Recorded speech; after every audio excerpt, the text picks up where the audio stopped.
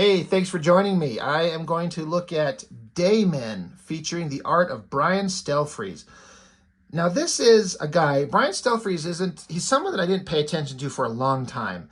And it just took me a long time to finally look at his work and acknowledge it and go, okay, that guy could really, really draw. I just kept missing it. And I saw this somewhere. Again, I was at some local comic shop and it was just sitting there and I wanted to pick it up. Because it's, again, I just did a video that has probably gone up before this, of this one, 7 to Eternity, and with the beautiful, raw, black and white artwork. Like, there's no cleanup. There's, some parts where the ink lines on the borders are kind of going over each other, and the lines are going outside of the border on the inking.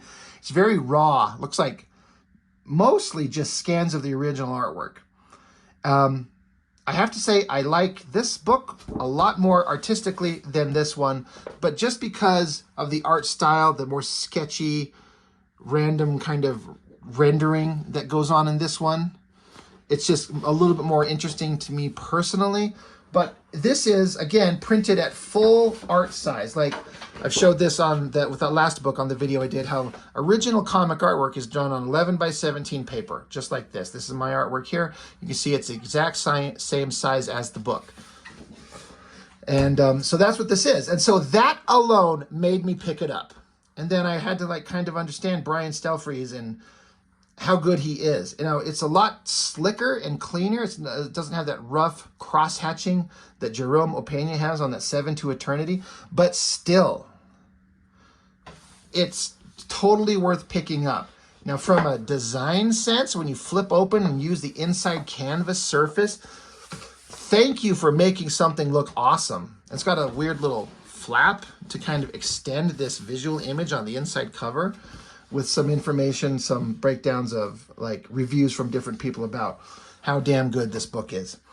So again, this is one that I read, but it didn't particularly interest me. It wasn't something that exactly grabbed me. But again, I'm here for black and white artwork, to learn composition, storytelling, figure drawing, just to see how these guys do this. Now, for everything that looks amazing in this, there is one element to it that I cannot fucking stand. Now, I'm certain that this is all done traditionally. I'm assuming so. Great cover. I love this figure with all the shadows and the beautiful feathering lines going into her form. But if you notice here on this main figure, how all the black shadows are solid black shapes, okay? God, I'm just so enamored with these beautiful feathering lines. They're so hard to do. But what I'm getting at is, you see these black shadowy shapes in the background here with this sketchy kind of black and white sketchiness going through it. Now that kind of works as far as a cover, because it kind of puts them into the background, where the black figures here got that sketchiness going on, and then the stuff in the far background there is kind of done in an overlay with a gray tone. So it gives you fields of depth, up front, mid-ground, background. But through this entire thing, this sketchy look is everywhere where there would be normally solid black shapes. And honestly, I got sick of it real fast. I don't get it, and I don't like it. Just right here, this shadowy shape, why is this not blackened in? It looks like he's in rain or something like that. When you kind of try to draw a black and white drawing and it shows rain, it's kind of tricky to do. That's what it kind of looks like. But he's inside a building here. So I was immediately kind of I fucking hate this. Whatever the mindset is, whatever the intention is, the solid black shapes like this are way more appealing to me than that. And that, and that, and that. And it is everywhere through this book. Now, that aside, storytelling, great. Compositions, great. The ability to do a city shot and get the perspective on the boat right. Draw this, a scene coming down a hallway and then a stairwell coming down, arcing over, and then down. You're not just drawing on the same flat plane like this. It's coming at you this way and then going down like that. If you don't know what you're doing, and I don't know how I would pull that off, But yeah, you see this? You see all this black shapes with all, it looks like he's moving. It looks like speed lines. It looks like hyperspace and Star Wars. What the fuck is this? You know? There must be a thought behind it. Now, below is commentary. It says there's notes from somewhere in here.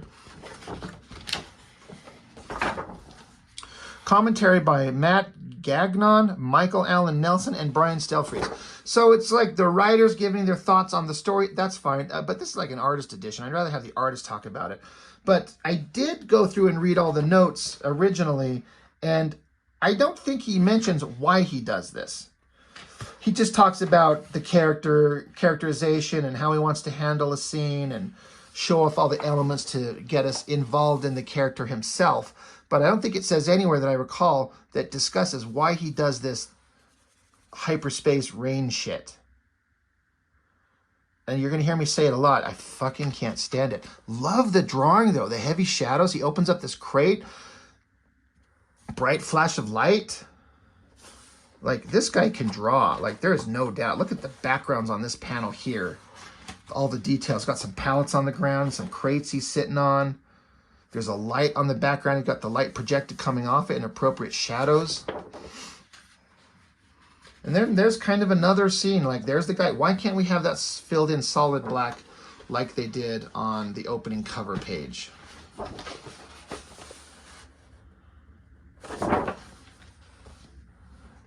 And they chill it out a little here. It's just like a nice open scene. Very clean, very controlled, very precise.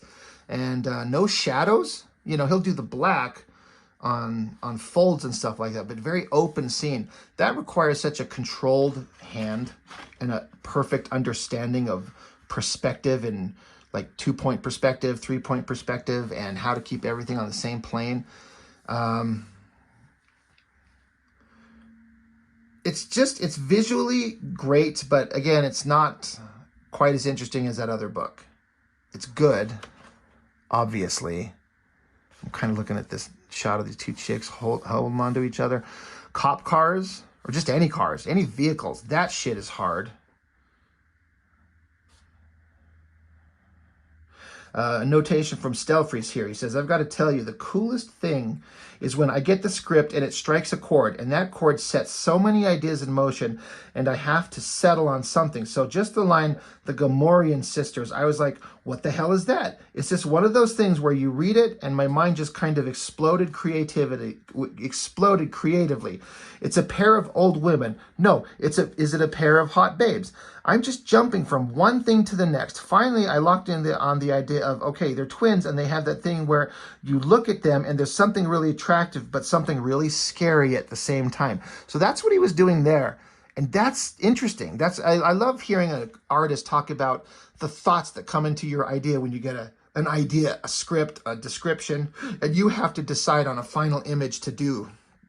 It's up to you to bring that idea to life, and sometimes you nail it and sometimes you don't. More great shots, believable buildings, everyone's standing in rain except they're not. Just fill this black in, guys. Looks like this girl's body's in a shower or something. I mean, are we at a strip club? I don't even know where they're at. What are they looking at? I don't know what's going on.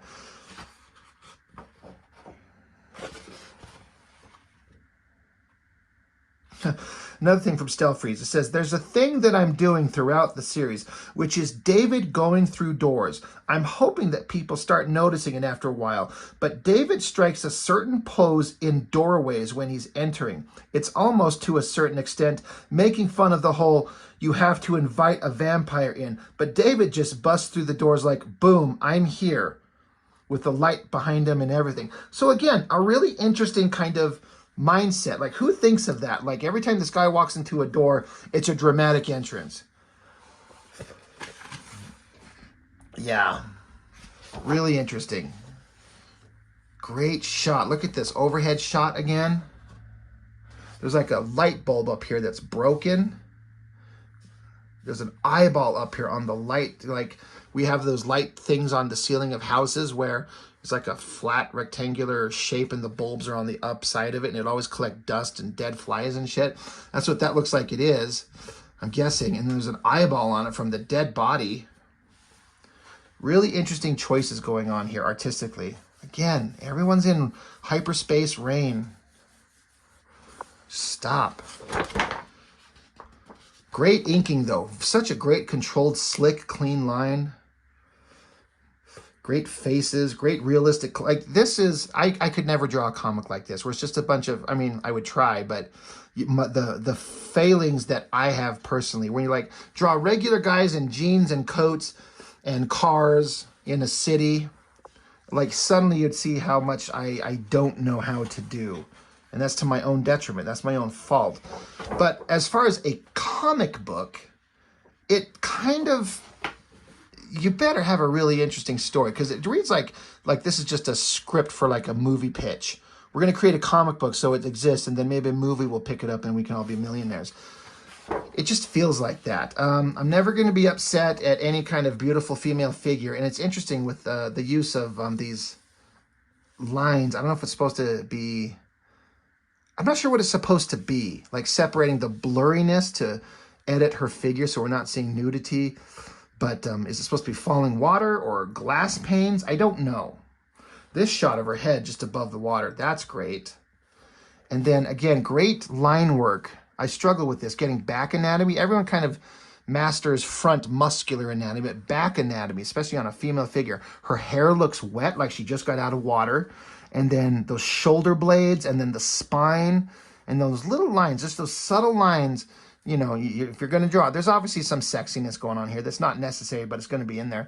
But you got to get that ass cheek line just perfect, and the lines of the hips and the little thumb imprint things on the back of the asses. You know what I'm talking about, fellas.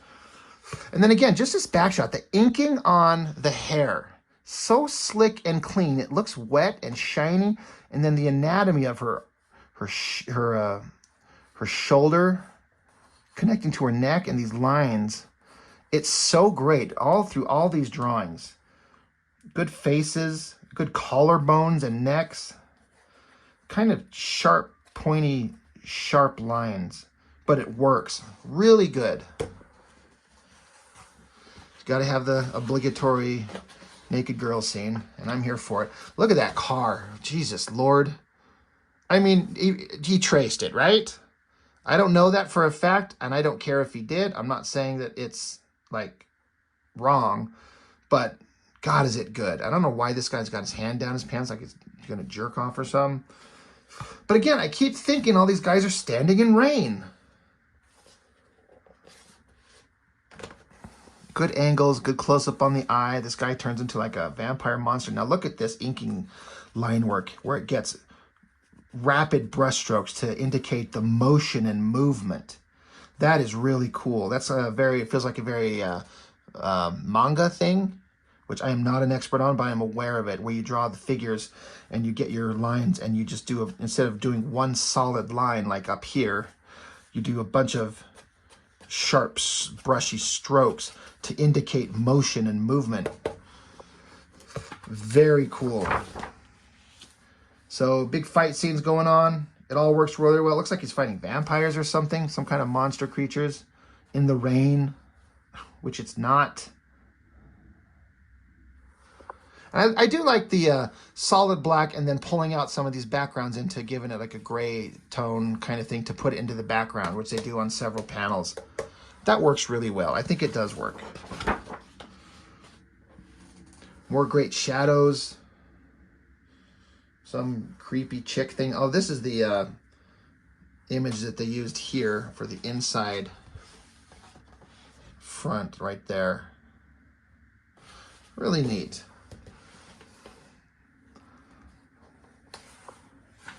So this is right at the midway point. You can see the staples. I was worried about these things coming apart. But again, just learning how to draw regular human dudes in like shirts and collars and folds. It's so much harder than drawing Superman with muscles. And then backgrounds, believable backgrounds on proper perspectives. These big giant barrels of, I don't know, probably, was it moonshine? I don't think they put them in barrels like that. It's probably just beer. But again, great shots. Great muscular anatomy. Got to draw a dog, like Dobermans or something like that. You better know how to draw dogs. This is why you get Brian Stelfreeze, because he can draw any damn thing. Damn, look at that dog eating his fucking head. The figure of the dog gets a little lost in here for me. Just a little bit. Again, fill in this black stuff, please. God, it just bugs the shit out of me everywhere. Good dogs again.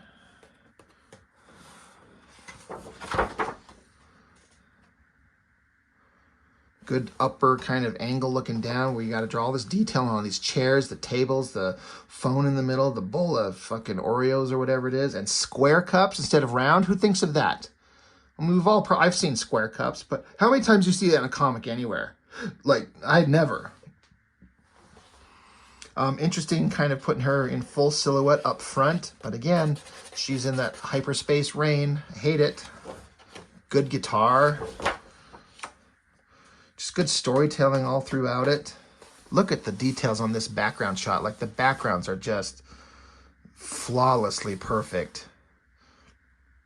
Again, I'm assuming he does this all by hand. It's not digital, but if someone knows better, tell me. I mean, I guess I wouldn't be surprised if it is digital, because there are certain elements to it that are so precise, it's almost has to be digital. But I don't know that. I don't want to like take anything away from Stelfreeze and his amazing work.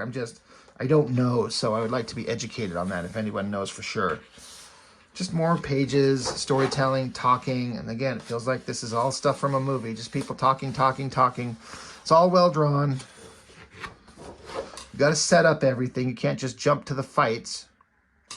Good monsters. Look at that creepy face right there. Really nice.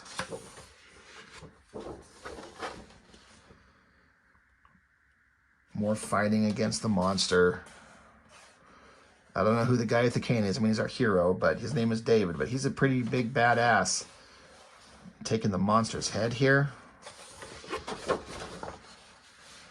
More great car shots. More great backgrounds. I don't know. I'm starting to think a lot of this is digital. It's so clean. Somebody please let me know. I love that shot, the lighting on that face. Really well done. That right there, especially with the addition of the solid kind of gray tones, that looks neat. Very cool. Like that a lot. I wouldn't mind seeing that in some comics more. And then we got our last page.